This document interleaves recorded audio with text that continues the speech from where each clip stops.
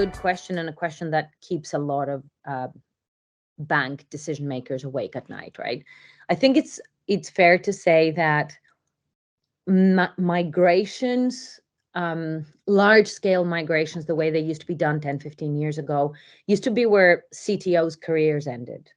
So people who are apprehensive of them are right to be apprehensive because they've seen it go wrong.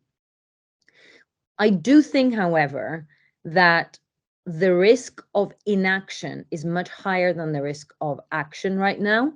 The risk of not modernizing is immense because you have a digital economy around you and you have analog systems. I was speaking to a client a couple of years ago who said that during COVID, they had to bring engineers out of retirement to create the new repayment schedules for mortgages on COBOL-based systems that could not be maintained by anyone who was currently in the bank. And some of the people that had been their go-to folks died. Now, that alone should create a panic. Secondly, I was speaking to another bank not so long ago who told me they have 34 core banking systems across their estate, all of their geographies and their assets. Those 34 core banking systems vary in age considerably, which means they vary in technology capabilities consistently, and which means that they can't talk to each other in real time, which means that the truth of the bank's balance sheets, exposures, risk assumptions, where they are within their risk appetite, underwriting, and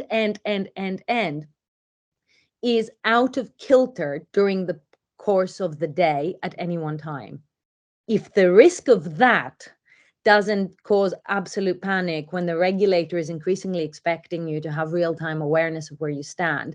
I would also add that we see more and more banks, for instance, offering peer-to-peer payments for free, but they don't have settlement systems in the back end. So they underwrite the risk of not knowing whether the funds they have said they will move exist. So piecemeal, proof point, and do it bit by bit, and then sort of getting to the point where you turn off the old systems sooner by not having done that big upfront work is how you mitigate the risk. But for me, the biggest piece is that mental component that I started with.